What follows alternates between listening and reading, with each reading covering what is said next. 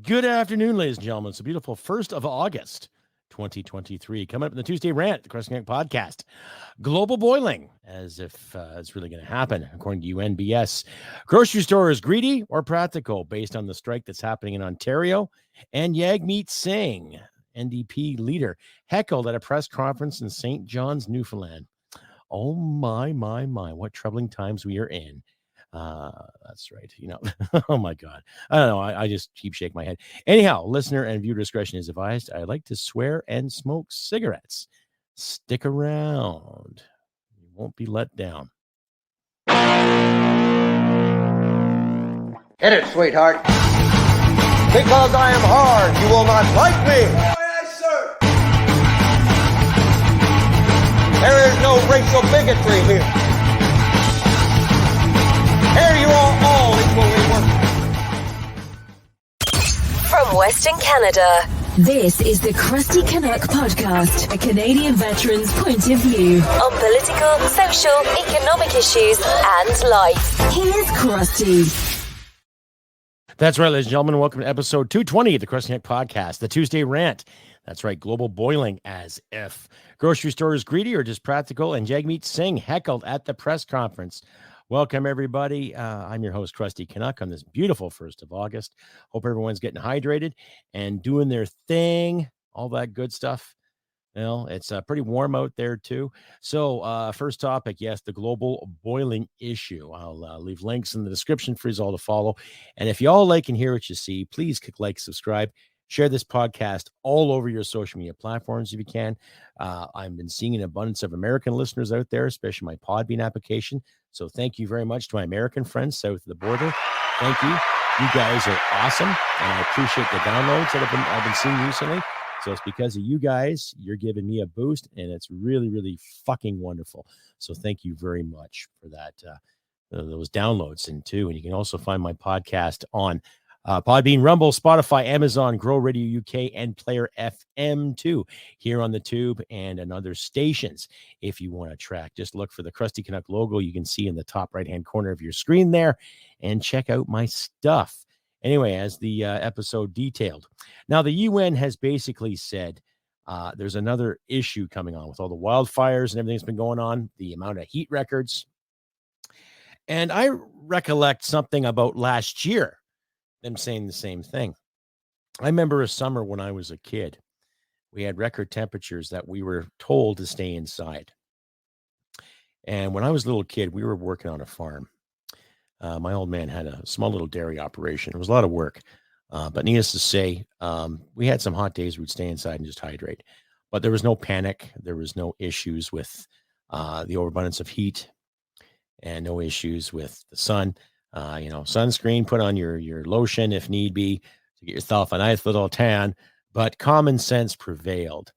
Now, I'm going to read what the Daily Wire put up here, ladies and gentlemen. And the Daily Wire is pretty decent. I don't mind the Daily Wire. I'm more libertarian. I'm not as conservative as, let's say, as I used to be.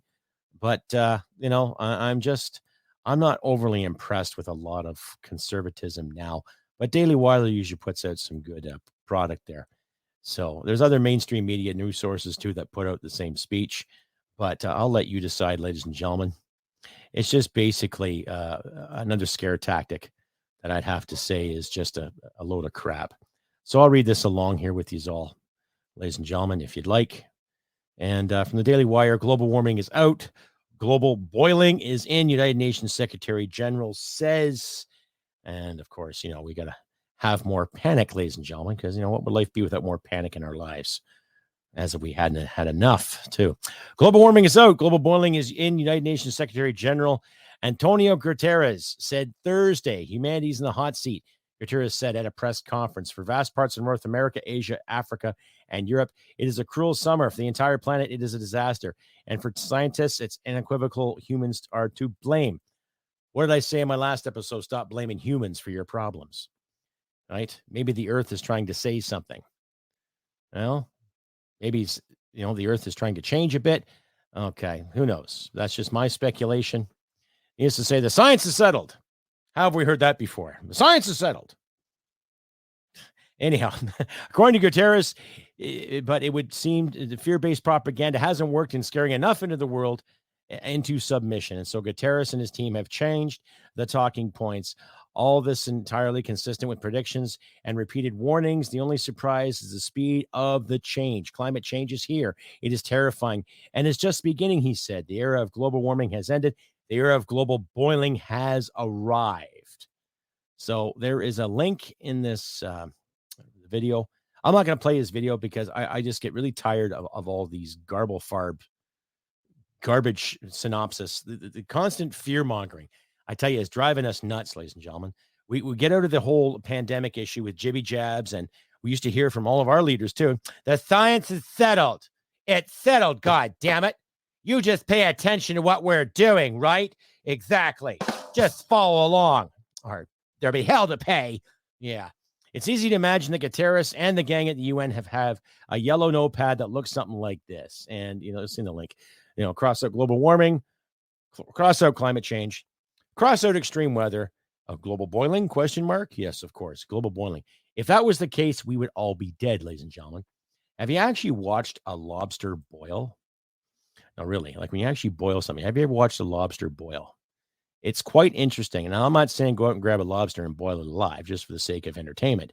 I hope to God you eat it, but needless to say, it's quite entertaining, to say the least. So would it surprise you to find out that Guterres is the former president of the Socialist International and a firm believer that the planet can only be saved by a team of experts, quote unquote, experts, right? And government control.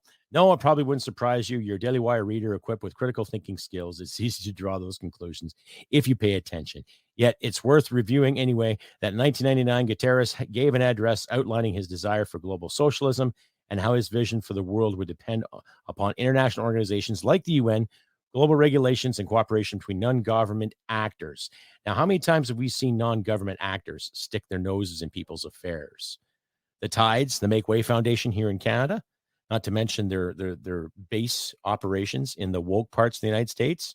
Right? He ended his speech saying, "Dear friends and dear comrades, we must not abandon utopia because of the antagonism between ideas and reality is both the major dilemma of democratic socialism and its fascinating driving force." Ooh, there's some truth. Guterres is still pursuing that utopia and using global boiling to enact it with a sense of urgency too. Don't think, just do it, Guterres seems to be saying. It is still possible to limit global temperature rise to 1.5 Celsius and avoid the very worst of climate change, but only with dramatic immediate climate action, he said Thursday. We have seen some progress, countries going broke for the sake of carbon taxes, like Canada.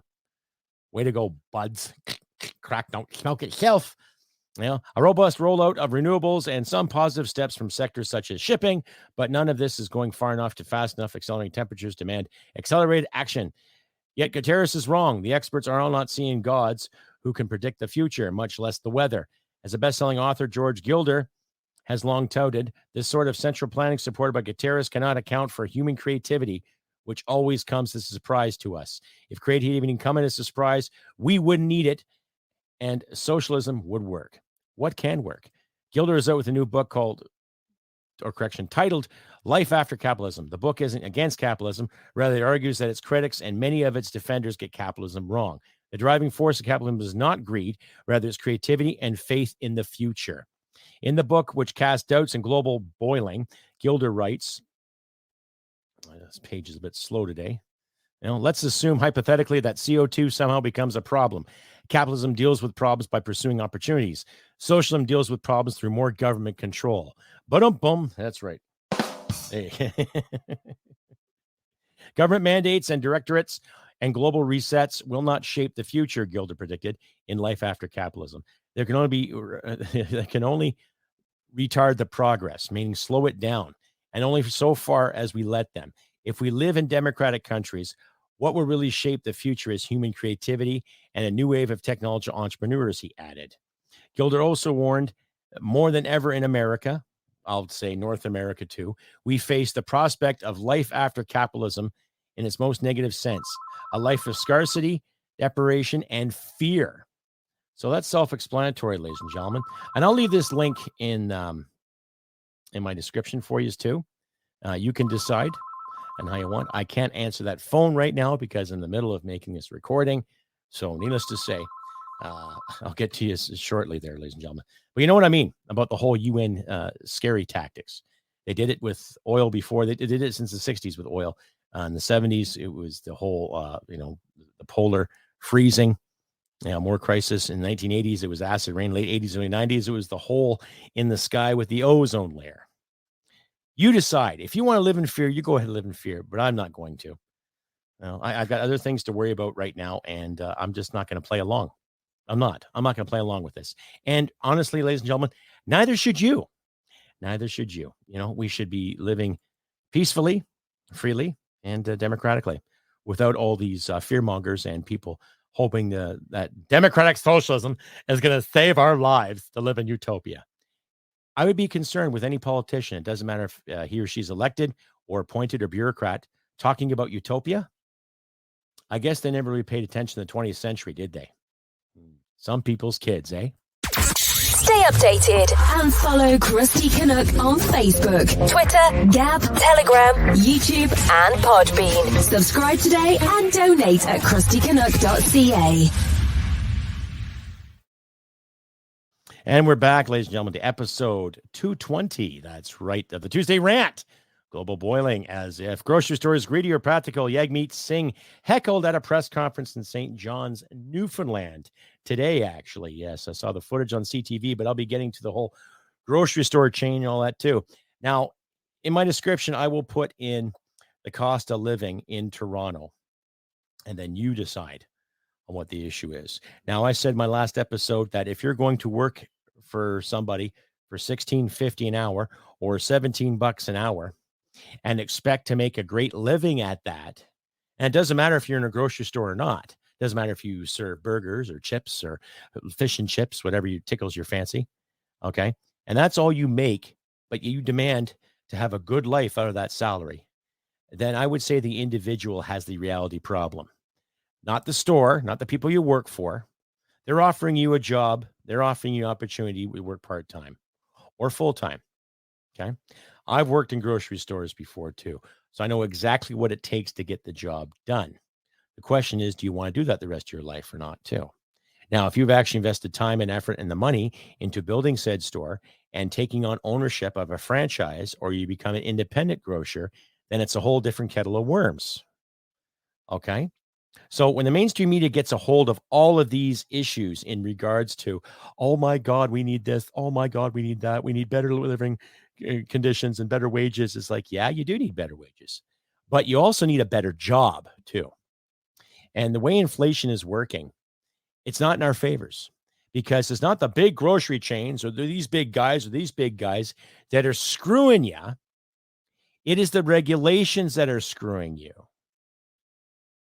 It is the tax index that are constantly thrown down our faces. It's the people that are elected that push these bills forward, that push this legislation forward in the name of paying off the national debt. So you can blame the carbon tax for that, ladies and gentlemen. Okay. But then again, also blame the individuals that expect glory for $16.50 an hour. Where I work, I make a decent wage, but I also worked to get a raise and I earned it. Okay. The people I work for are really down to earth. They're really decent people and they're just good guys and gals. So, I go there, I do my job, and that's it. If I see something needs to get fixed or something gets broken, okay, or, cleaned up, I do it. That's it. And some days are longer, some days are shorter, but that's just the time of year too. Right? But I never once went up to my employer and demanded special treatment or demanded a special wage because I need to live off this. You need to live, then it's time to find another job.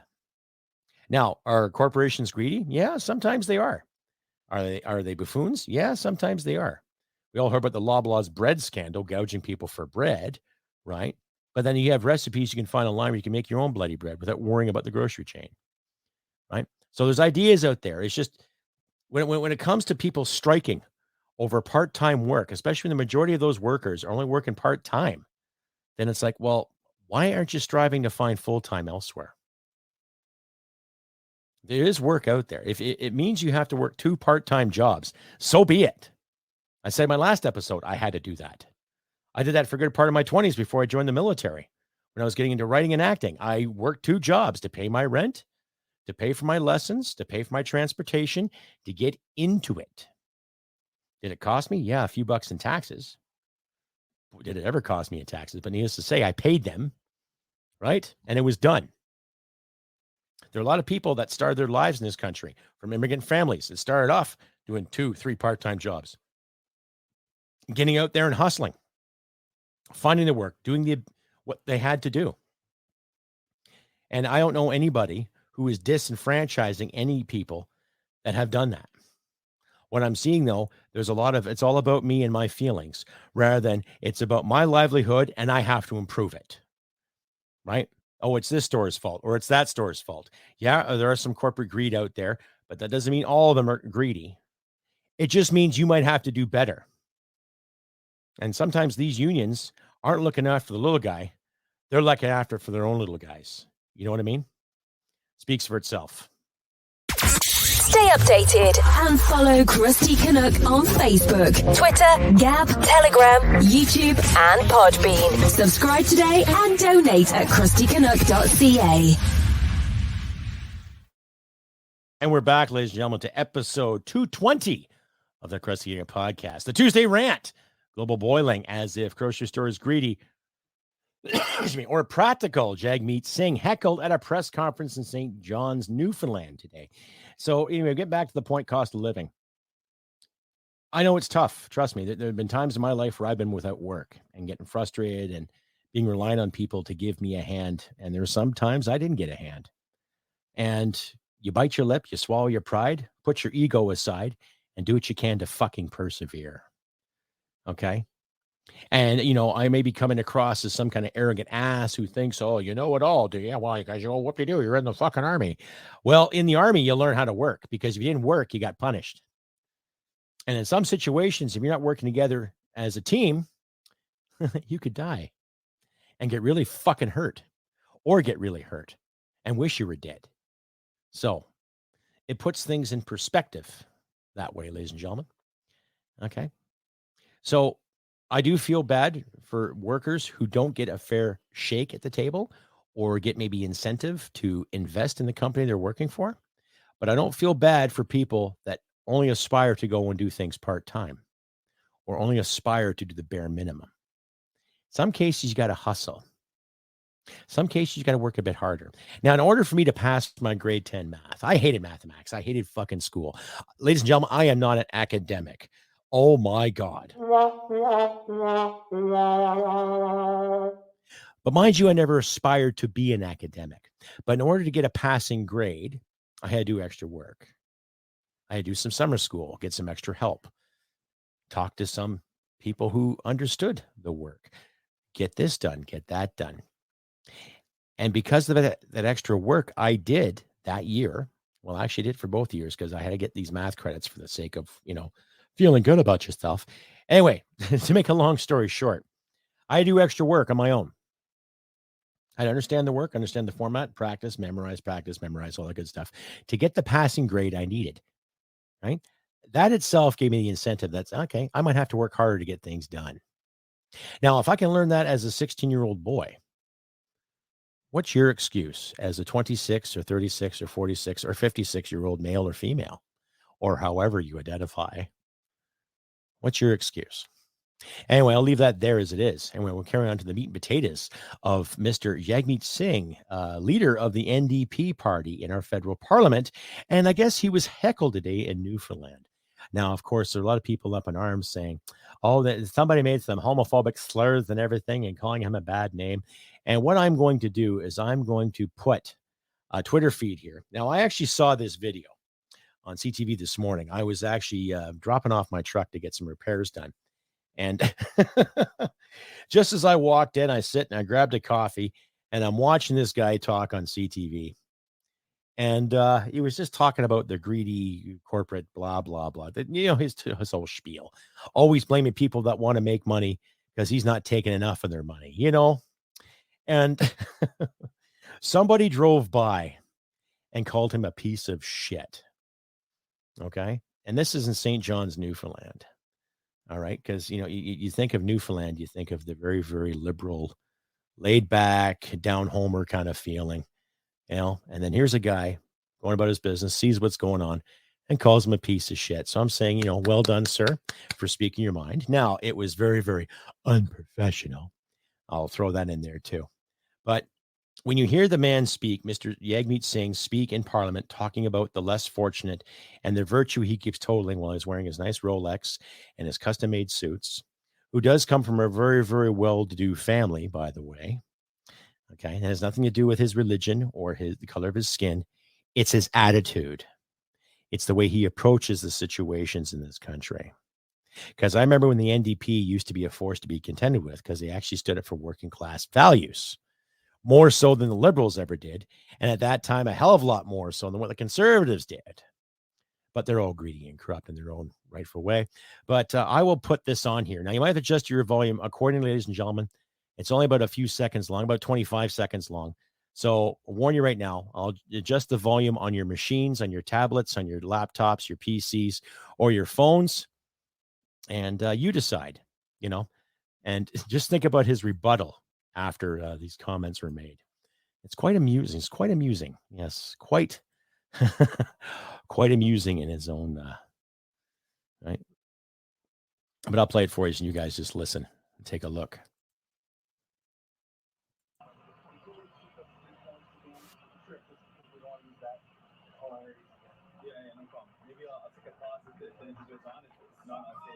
I am getting him down. Almost can't hear because of the background noise on site. Your homophobia is very inappropriate. Driving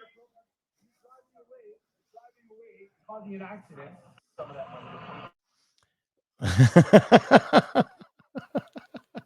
money. So what was said to him that was homophobic? Honestly, what was homophobic about what was said to him? You're a piece of... Oh, don't be so homophobic. Freudian slip. Not that it matters, right? So you see what we're dealing with here in our parliamentary system. Doesn't matter who is what or what party represents this or that. This is someone who is elected to lead another train of thought, another branch of our society, another bunch of people that think this and think that. And this is the elected leader sitting in parliament right now, toting this virtue, toting this false accusations, making up shit as he goes along, no pun intended. Okay? So what's that tell you? Oh, you're homophobic slurs, sir. Oh, watch what you're doing. You're in traffic. Oh, my God. Yeah, like you really care, Jagmeet. You really care, don't you? Okay? So these leaders are getting so blind and so dumb and so out of touch with reality that even on national television, they will gaslight something and make something up that isn't there. Right? Called the man a homophobe. Now, was that guy an idiot for driving by and saying? Well, in a professional sense, sure. But he's got every right to say it. Right? But those leaders don't have the right to stand there and say, oh, you call me, you're a homophobe. No, he just called you a name. He called you something. He called you a piece of you-know-what. And what's wrong with that? I remember in basic training, having somebody this close to my face call me every goddamn name in the book. Even during my battle school years, somebody called me every name in the goddamn book, and I took it, and I'm here, right? I didn't say to my instructors, Tharge, you're calling me a homophobe. Stop being such a homophobe. Get a set of balls, Jagmeet. Use them. And I'm not saying use them for the sake of you keeping your job in Parliament in case they do call another election. Because you can see why a lot of these leaders are out going around all over the country, preaching this and preaching that, all three of them.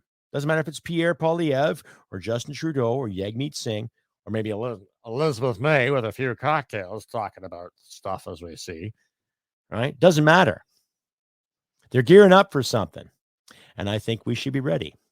But when you watch the actions of these individuals, it will give us a good sense who really cares about this country and who the fuck doesn't. Let's hope we choose wisely this time. Stay updated and follow Crusty Canuck on Facebook, Twitter, Gab, Telegram, YouTube, and Podbean. Subscribe today and donate at crustycanuck.ca. And hey, we are back to the Tuesday Rant, episode 220 of Crusty podcast. Global boiling as if grocery stores greedy or practical. Jagmeet Singh heckled at a press conference in St. John's, Newfoundland this morning. Anyway, to summarize this episode, let's just start being realistic, ladies and gentlemen. Okay. It seems like every time we turn around, we were told we can't do this, we can't do that, you can't say this, you can't say that. Okay. Well, this is what I'm going to encourage you, my wonderful audience out there, what to say and what to do. Okay. You walk into a store and there's still people that still want you to wear masks. Say this. No. Right. You find yourself in a store and there's still lines where you have to follow this and follow that. Say the magic word. No. You're dealing with a bureaucrat that wants you to do this and do this for them and do that for them. Tell them no. Okay. Get on your MPs emails and start sending them. Send the emails to your MPs, MLAs, MPPs alike. Get on them. Enough of this bullshit. Enough of this control. Enough of this. Let's guide this, guide that. Demand the answers from these leaders. Okay. Because if they do call an election, I think there will be a big shift. Right? A big shift in perspective when it comes to who we want calling the shots for our municipalities, for our provinces, and definitely for our country. To my friends in the South there in the United States, same thing with you lot. Tell them no. This is what we're doing. Tell them no. We've had enough of your garbage. We had enough of these rules on how to walk, how to talk, how to think, where to stick our hands, where not to stick our hands. We want to go to work. We want to pay our bills. We want to save our money. We want to build our future by our fucking terms, not yours. It's that simple. Will it be hard? Yeah, possibly. But in a way, the UN says the global is boiling. Well, I would not say the globe is boiling. I would say people's spirituality and common sense is boiling over. And we got to fix it. And we got to start now. Anyway, ladies and gentlemen, I've been Crusty Canuck on this beautiful 1st of August, 2023. I wish nothing but good things for you out there, too. And a special shout out there to my friends at Northern Perspective. Once again, some great work those guys have been doing. Give yourselves a round of applause. Well done, kiddos. Well done, Cypher and Fox. Another honorable mention to Nina Bolt. She makes some incredible music. There's a link to her music there in my description. Check her out. She has some new material coming out in the next little while there. She's collaborated with Ricky Wilde, Kim Wilde's brother. You know her from the 80s, Kids in America. She does a cover of You Keep Me Hanging On there from the 1980s. Talented musician in her own right, but Nina Bolt is a very, very talented musician, composer, singer, songwriter, what have you. But check out her music too. And like I say, ladies and gentlemen, look after your friends and loved ones. I'll repeat myself. I wish nothing but good things for you all out there too. Stay hydrated. Still going to be warm for the next few days. So I'm off to work tomorrow, and I won't have another episode up until next Tuesday too. And once again, thank you out there to my new followers and subscribers. You guys rock. My new rumblers out there too. And people I have met on the Northern Perspective live stream. Thank you very much. So keep liking, clicking, and subscribing and commenting and sharing it all over the social media platforms too, before they censor everything else that we are trying to do here in this country in the name of freedom of expression and freedom of speech and creation, all that good stuff. But like I say, do what you can to help out in these trying times, ladies and gentlemen. And remember, humanity and merit wins the day. Take care, and I'll see you next Tuesday. Bye for now. Hit it, sweetheart. Because I am hard, you will not like me. There is no racial bigotry here. Here you are all equally worthless. This has been another episode of the Crusty Canuck podcast. Stay sane and thank you for listening. From Western Canada, this is the Crusty Canuck podcast. Well, smack my ass and call me Judy.